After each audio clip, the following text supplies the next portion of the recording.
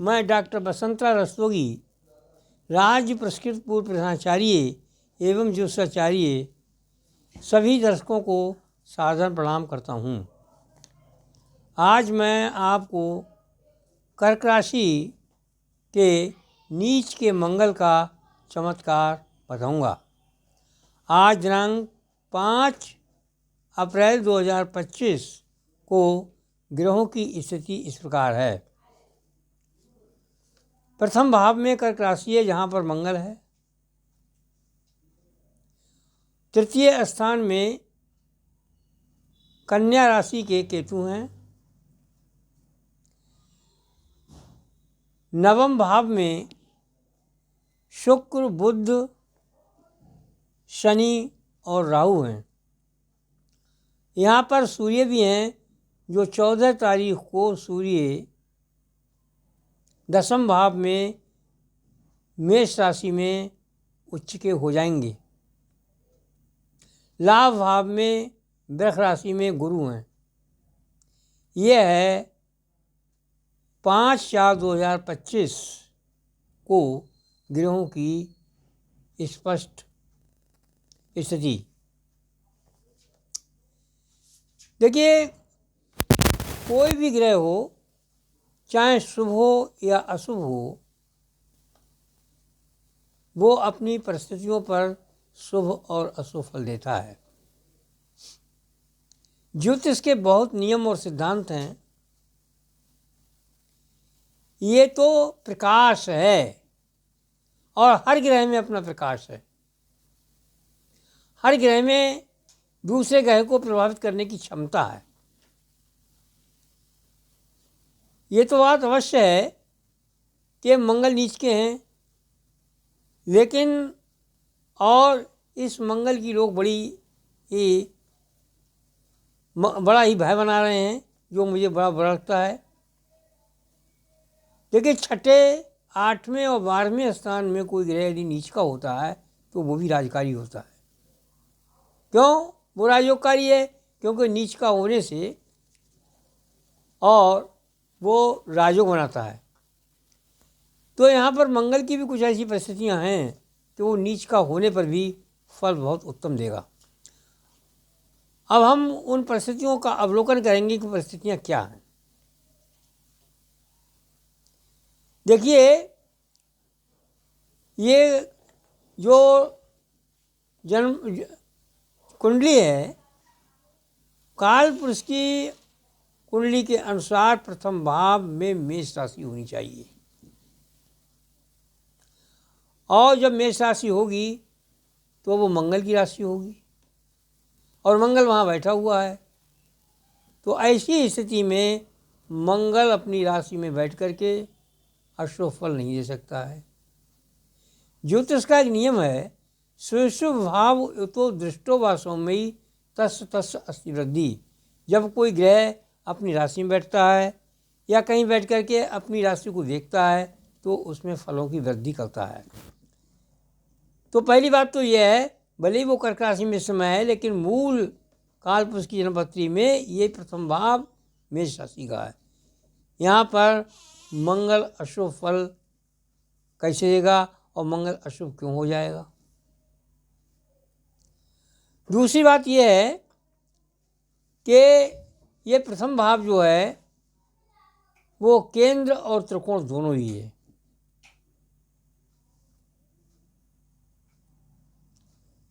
और पंचम भाव में वृश्चिक राशि है, जिसका स्वामी मंगल है। और दसम भाव में मेष राशि है, उसका भी स्वामी मंगल है। और वो मंगल दोनों स्थान का स्वामी होकर के लगन में बैठ गया है। ज्योतिष का नियम यह है, केंद्र त्रिकोण अद्वयो एकत्व राजयोगा। जब कोई ग्रह केंद्र का और त्रिकोण का स्वामी हो तो राजयोग का ही हो जाता है। यहाँ पर मंगल त्रिकोण का भी स्वामी है और 10वें स्थान का केंद्र का भी स्वामी है, और वो लगन में बैठा हुआ है, जो त्रिकोण भी है और केंद्र भी है, इसलिए राजयोगकारी है। एक बात और भी है कि अगर त्रिकोण का स्वामी केंद्र में बैठ जाए तो वो भी राजयोगकारी होता है। तो ऐसी स्थिति में एक स्थिति यह भी आती है कि मंगल वृश्चिक राशि का स्वामी होकर के प्रथम भाव अर्थात लगन में केंद्र में बैठा हुआ है तो राजयोगकारी है। और दूसरी स्थिति यह है कि 10वां भाव केंद्र है और जहाँ पर जिसका स्वामी मंगल जो है त्रिकोण में लगन में बैठा हुआ है तो ये भी राजयोगकारी है। यानी 3 ऐसी स्थितियाँ, तीनों स्थिति से मंगल यहाँ पर राजयोगकारी है। ये तो पहली स्थिति रही।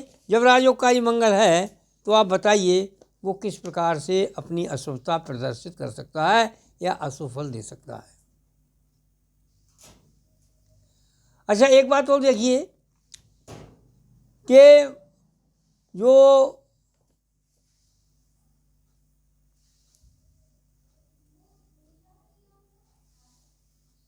मंगल है उसका मित्र गुरु है और गुरु लाभस्थान बैठा हुआ है।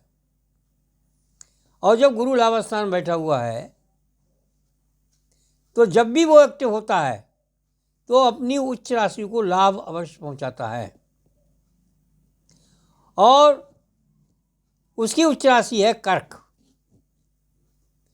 तो गुरु जो है लाभ स्थान से अपनी राशि कर्क को लाभान्वित करेगा और जब कर्क को लाभान्वित करेगा तो मंगल भी उससे प्रभावित हो जाएगा, उसकी भी अशुभता नष्ट हो जाएगी। कहने का मतलब यह है कि कई परिस्थितियाँ ऐसी हैं कि मंगल जो है वो यहाँ पर अशुभ फल दे ही नहीं सकता है, शुभ फल देने के लिए बाध्य है।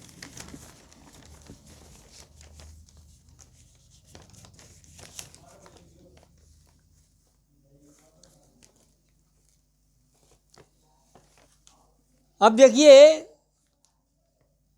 यहाँ पर जो है 14 तारीख को यानी 14 अप्रैल को जो सूर्य हैं वो आ जाएंगे 10वें भाव में और मेष राशि में सूर्य उच्च के होते हैं। और मेष राशि का स्वामी मंगल लगन में बैठा हुआ है। जब सूर्य उच्च के होंगे तो वो भी मंगल को प्रभावित करेंगे क्योंकि उनकी चतुर्थ दृष्टि मंगल पर है और कर्क राशि पर भी है। तो कर्क राशि भी शुभ कहलाएगी और मंगल भी शुभ कहलाएंगे। और मंगल और सूर्य आपस में मित्र भी हैं। तो ऐसी स्थिति में मंगल आपको अशुभ फल कैसे दे सकते हैं। सूर्य जो है उसकी चौथी दृष्टि लगन पर, वैसे भी 10वें भाव का बैठा हुआ कोई ग्रह हो उसका लगन से घनिष्ठ संबंध होता है।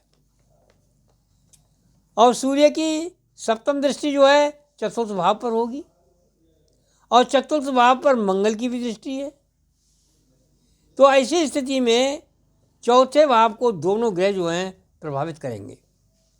सूर्य भी शुभ फल देगा और मंगल भी शुभ फल देगा। ये बात यहाँ पर विचार करने योग्य है। देखिए ज्योतिष जो है वो बड़ा सावधानी से पढ़ने का ज्ञान है। ये संस्कृत में लिखा हुआ है और संस्कृत के लिखे हुए श्लोकों पर मनन और चिंतन करना आवश्यक है और ये देखना है कि ये हमारा जो ज्योतिष का विद्वान है वो क्या कहना चाहता है और हम उसको किस प्रकार फॉलो करें। अगर ऐसे कोई भी ग्रह अचानक ही हानि पहुंचाने लगे तो फिर ज्योतिष बताने का और ज्योतिष पढ़ने का, जन्मपति बताने का कोई लाभ ही नहीं होगा। मेरा लक्ष्य यहाँ पर केवल ज्योतिष के ज्ञान का प्रचार प्रसार करना है। तुलसी राशि ने कहा था स्वांता सुखाय तुलसी रघुनाथ का था। उसी प्रकार से मैं इस ज्योतिष के ज्ञान को फैलाना चाहता हूँ, बताना चाहता हूँ, दूसरों को लाभ पहुँचाना चाहता हूँ। धनार्जन करने का मेरा कोई उद्देश्य नहीं है। तो अब आप समझ गए होंगे कि मंगल जो यहाँ पर है वो भले ही नीच का है लेकिन वो फल बहुत शुभ देगा। और एक बात और देखिए, मंगल के पहले अर्थात द्वादश भाव में मिथुन राशि है और मिथुन राशि का स्वामी बुध होता है। और बुध कहाँ बैठा हुआ है? वो बैठा हुआ है भाग्यस्थान में, और भाग्यस्थान को वो देख भी रहा है। वो भाग्यस्थान से बुध जो है वो अपनी राशि मिथुन को देख भी रहा है। तो मिथुन राशि को और द्वादश भाव को दोनों को बुध शुभ कर रहा है। और इसके दूसरी तरफ यानी द्वितीय भाव में सिंह राशि है और जिसका स्वामी सूर्य है। तो सूर्य जो है स्वामी वो भी भाग्यस्थान में बैठा हुआ है। हालांकि वो 14 तारीख को दशम स्थान में आ जाएगा, तो तब भी वो उच्च का होगा। कहने का मतलब यह है कि दोनों तरफ मंगल जो है जो बैठा हुआ है, दोनों तरफ जो राशियों के स्वामी हैं वो बड़े ही शुभ हैं, इसलिए हम इसको शुभ मध्य भी मानेंगे। अगर कोई ग्रह शुभ ग्रहों के बीच में आ जाए तो वो अशुभ फल नहीं दे सकता है। तो ये भी एक रीज़न है, कारण है कि मंगल यहाँ पर शुभ फल देगा। अब आपकी समझ में आ गया होगा कि कई कारणों से मंगल यहाँ पर शुभ है। अब हम मंगल के फलों पर विचार करते हैं। देखिए, पहले तो हमें विचार ये करना है, मंगल जहाँ बैठा हुआ है यहाँ कर्क राशि है और कर्क राशि में जो है यहाँ पर मंगल जो है शुभ होने की वजह से शुभ फल देने को भी बाध्य है। आपके रोगों का विनाश करेगा, यश प्रतिष्ठा और सम्मान बढ़ाएगा, आपकी जीवन में उन्नति कराएगा। यानी आपको सब प्रकार से मंगल लगन में बैठ करके शुभ फल ही देगा। फिर मंगल की चौथी दृष्टि जो है वो चौथे भाव पर, यहाँ पर तुला राशि वहाँ पर है और वहाँ पर होने से ये भाव जो है माता का है, भूमि का है, मकान का है, यातायात के साधनों का है, अधीनस्थ कर्मचारियों का है। तो ये आप समझिए कि इस समय मंगल जो है 7 जून तक शायद वो यहाँ पर प्रथम भाव में ही रहेगा और उस समय तक ही आपको ज़मीन जायदाद करवा सकता है, आपको यातायात के साधन सुलभ करा सकता है, आपकी माता बीमार है तो वो स्वस्थ हो जाएंगी, आपके कर्मचारी अधीनस्थ कर्मचारी आपकी आज्ञा का पालन करेंगे। कहने का मतलब ये है कि सुख और शांति का भी संबंध है, यानी मंगल आपको सुख शांति भी प्रदान करेगा चौथे भाव में। अब दूसरी बात देखते हैं कि मंगल का सप्तम दृष्टि जो है वो सप्तम भाव पर, जहाँ पर मकर राशि है और मकर राशि का स्वामी कौन है? शनि होता है और शनि इस समय कहाँ पर है? भाग्यस्थान बैठा हुआ है। तो कहने का मतलब है एक तो सप्तम भाव वैसे ही शुभ हो गया क्योंकि मंगल की उच्च राशि है, मंगल तो अपनी उच्च राशि में शुभ फल देगा ही। तो यहाँ पर भी आपके पारिवारिक जीवन सुखद होगा, आपकी पत्नी से आपके संबंध अच्छे होंगे, पत्नी अगर स्वस्थ हैं तो स्वस्थ हो जाएंगी, पत्नी के माध्यम से भी कुछ धन प्राप्त होगा क्योंकि ये जो शनि है वो सप्तम और अष्टम दोनों का स्वामी है और अष्टम भाव पत्नी के पिता के घर से संबंध रखता है, यानी ससुराल से भी आपको कुछ लाभ हो सकता है। गूढ़ ज्ञान की प्राप्ति भी हो सकती है। शनि जो है वो साधारण ग्रह नहीं है, शनि तो एक ऐसा ग्रह है जो गूढ़ ज्ञान प्राप्त होता है क्योंकि जब अष्टम भाव का स्वामी होकर के वो भाग्यस्थान बैठ गया तो वहाँ से गूढ़ ज्ञान भी प्राप्त कर सकता है। आपको भूमि के अंतर्गत जो चीज़ें हैं, तेल, लोहा, पत्थर आदि के व्यापार से भी लाभ कर सकता है। और मंगल की दृष्टि जब उच्च भाव पर है तो मंगल भी इन सब चीज़ों का, आप नौकरी में नहीं हैं तो मंगल नौकरी कर सकता है, आपके जो कार्य व्यापार नहीं चल रहा था उसमें तरक्की हो जाएगी, व्यापार में उन्नति हो जाएगी, यातायात के साधनों में वृद्धि हो जाएगी। कहने का अभिप्राय यह है कि आप अब सब प्रकार से स्वस्थ और संपन्न हो जाएंगे। मंगल की अष्टम दृष्टि भी होती है और मंगल की अष्टम दृष्टि अष्टम भाव पर है और अष्टम भाव जो है वो होता है आयु का। तो मंगल जो है वो ग्रह है कि जिसमें रोशनी भी है मंगल में, और मंगल में शक्ति भी है, और मंगल जो है सेनापति है। और सेनापति किसका है? सूर्य का। सूर्य राजा है। तो एक तो सूर्य का प्रभाव भी है मंगल पर, 14 तारीख के बाद तो और अधिक हो जाएगा। तो सूर्य के प्रभाव से मंगल आपको बहुत सुरक्षित बना देगा, आपका चमत्कार बढ़ा देगा। आप अगर जमीन पर हैं तो आपको शिखर तक उन्नति कराएगा। मंगल में वो क्षमता होती है शरीर के सारे कष्टों को दूर कर देगा। अष्टम भाव में जो विकार आ गए हैं वो सब के सब नष्ट हो जाएंगे, क्योंकि मंगल की दृष्टि जिस भाव और जिस ग्रह पर होती है वो इसको अवश्य ही प्रभावित करता है। और इस भाव का स्वामी जो है वो तो भागवत स्थान बैठा हुआ है, इसलिए जो है वो आपको और अधिक प्रभावित करेगा और आपका बल बढ़ाएगा। तो कहने का मतलब यह है कि मंगल इस समय आपको सब प्रकार से लाभकारी है। ये मैं पहले ही बता चुका हूँ, दसम भाव का और लगन का आपस में बहुत संबंध होता है। तो सूर्य जो है वो उच्च का हो जाएगा 14 तारीख को, यहाँ से वो लगन के लिए और प्रभावित करेगा, आपका यश सम्मान और बढ़ाएगा। तो इस तरह से हम कह सकते हैं कि मंगल जो है 7 जून तक आपके लिए लाभकारी सिद्ध रहेगा, और उसके बाद में सारी चीज़ें बाद में बताएंगे। मेरा निवेदन ये है कि जो मैं बताता हूँ, जो मैंने पहले बताया है, उसे आप कर्क राशि के सारे जातक ये देखें कि मेरा बताया हुआ कितना शुभ और अशुभ सिद्ध हुआ है। अगर वो शुभ है तो आज का बताया हुआ भी शुभ होगा।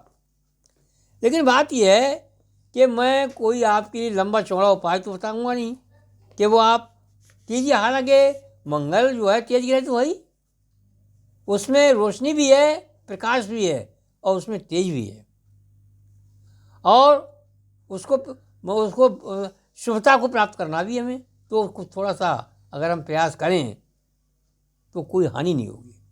तो मेरा सभी जातकों से निवेदन है कि वे मंगलवार को हनुमान के मंदिर जाया करें, वहाँ पर जो भी 10-20 रुपए का प्रसाद चढ़ाएँ हनुमान जी को, और वो हनुमान जी को प्रसाद चढ़ा करके बच्चों में या भिखारियों में बांटा करें। और मंगलवार के लिए लाल वस्त्र पहने, अखाद्य भोजन ना खाएं, शाकाहारी भोजन करें, मंगल को काले कपड़े नहीं पहने। तो ये समझ लीजिए कि आपको सारे लाभ मंगल प्राप्त कराएगा।